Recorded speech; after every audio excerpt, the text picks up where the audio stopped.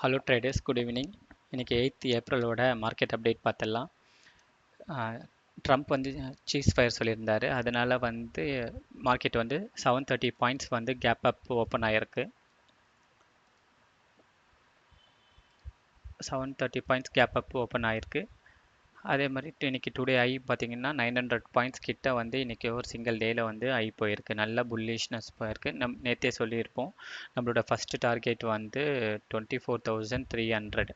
ஓகேங்களா? இப்போ ஆல்மோஸ்ட் வந்து 900 பாயிண்ட் வந்து உங்களுக்கு கவர் ஆயிடுச்சு. ரிமைனிங் இருக்கிறது வந்து 300 பாயிண்ட்ஸ் தான் இருக்குது ரிமைனிங்கு. அது வந்து நாளைக்கே கவர் ஆகுமா அப்படின்றது வெயிட் பண்ணி தான் பார்க்கணும். ஏன்னா என்னோட ப்ரிடிக்ஷன் என்ன அப்படின்னு பார்த்தீங்கன்னா, நாளைக்கு கவர் ஆகிறதுக்கு வாய்ப்பில்லை. நாளைக்கு வந்து சென்செக்ஸ் எக்ஸ்பைரி இருக்குது. ஸோ அதனால் வந்து ப்ரீமியம் டிகே பண்ணுறதுக்கு தான் பார்ப்பாங்க. ஏன்னா இன்றைக்கே வந்து ஆல்மோஸ்ட் வந்து 900 பாயிண்ட் வந்து மூவ் ஆயிடுச்சு.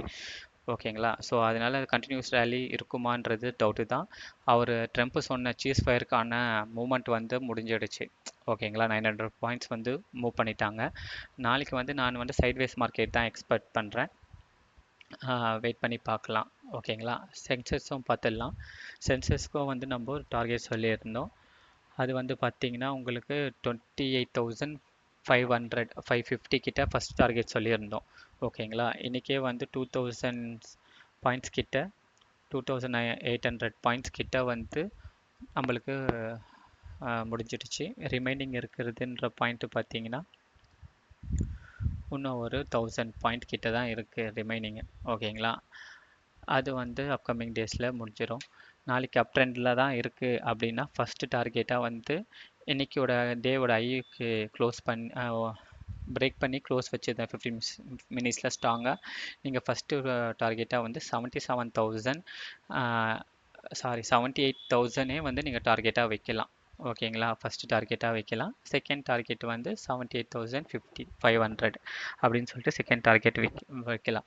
இதே வந்து உங்களுக்கு 77,268 வந்து பிரேக் பண்ணி க்ளோஸ் வைக்குது அப்படின்னா நெக்ஸ்ட் டார்கெட்டாக வந்து 77,042 அப்படின்றத வந்து நீங்கள் வந்து டார்கெட்டாக வைக்கலாம். 77,042 பிரேக் பண்ணி க்ளோஸ் வைக்குது அப்படின்னா உங்களுக்கு நெக்ஸ்ட் டார்கெட்டாக வந்து 76,400. இன்கேஸ் இந்த பாக்ஸ்குள்ளே வந்து 1 ஹவரில் க்ளோஸ் வைக்குது அப்படின்னா உங்களுக்கு கம்பல்சரியாக வந்து 75,474. ஓகேங்களா? இந்த லைனை வந்து இந்த பாக்ஸோட கீழ் பாட்டமில் வந்து டச் பண்ணுறதுக்கு வாய்ப்பு அதிகமாக இருக்குது. ஓகேங்களா? பாக்ஸ்குள்ளே வந்துன்னா மேக்ஸிமம் சைட்வேஸ் போகுது அப்படின்னா ஒரு 1 or 2 டேஸ்க்கு வந்து மார்க்கெட்டு சைட்வேஸ் போகிறதுக்கும் வாய்ப்பு இருக்குது. ஏன்னா இன்றைக்கே வந்து ஆல்மோஸ்ட் வந்து 2900 பாயிண்ட்ஸ் கிட்ட ரேலி கொடுத்துடுச்சு. ஓகேங்களா? இப்போ வந்து நம்ம நிஃப்டியோட டெய்லியும் 5 மினிட்ஸில் எப்படி மூவ் ஆச்சு அப்படின்னு சொல்லிட்டு வித் ப்ரீமியம் சார்ட்டோட நம்ம கம்பேரிசன் பண்ணி பார்த்துடலாம்.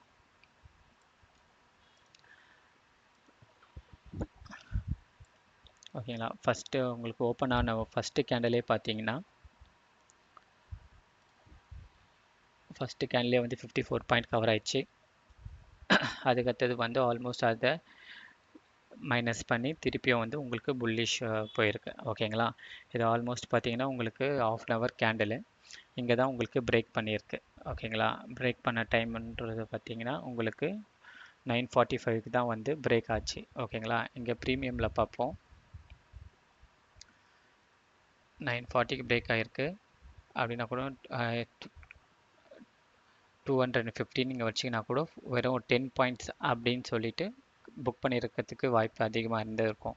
ஆனால் வந்து மிஸ் ஆச்சு 20 பாயிண்ட்ஸ் 30 பாயிண்ட்ஸுன்றதுக்காக வெயிட் பண்ணியிருந்தீங்கன்னா உங்களுக்கு கண்டிப்பாக வந்து எஸ்எல் தான் ஹிட் ஆகிருக்கும். ஓகேங்களா? இந்த மாதிரி சுச்சுவேஷனில் ஆல்ரெடி நான் சொல்லியிருப்பேன் நிறைய வீடியோவில். இந்த மாதிரி ரீசன்ட் டேஸாக வந்து நம்மளுக்கு நிறைய கேப் டவுன் ஓப்பன் ஆகுது. ஓகேங்களா? அந்த மாதிரி டைமில் வந்து ஒன்று நம்ம மார்க்கெட்டை அவாய்ட் பண்ணுறது நல்லது, ட்ரேட் எடுக்காமல். அப்படி இல்லை ட்ரேட் எடுக்கிறோம் அப்படின்னா ஸ்கேல்பிங் தான் பெஸ்ட்டு.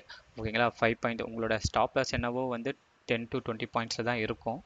ஆனால் வந்து நீங்கள் டார்கெட் வைக்கிறது வந்து 5 to 10 பாயிண்ட்ஸ் தான் வைக்க முடியும். அதுவும் வந்து பார்த்தீங்கன்னா எப்படி வைக்கலாம் அப்படின்னு பார்த்தீங்கன்னா ஃபிப்னாச்சி ரீட்ரேஸ்மெண்ட்டில் ஃபஸ்ட்டு 15 மினிட்ஸில் ட்ரா பண்ணிவிட்டு கோல்டன் ரேஷியோ. ஓகேங்களா? கோல்டன் ரேஷியோவில் டச் ஆகும் போது நீங்கள் வந்து என்ட்ரிக்கு போகலாம். ஓகேங்களா?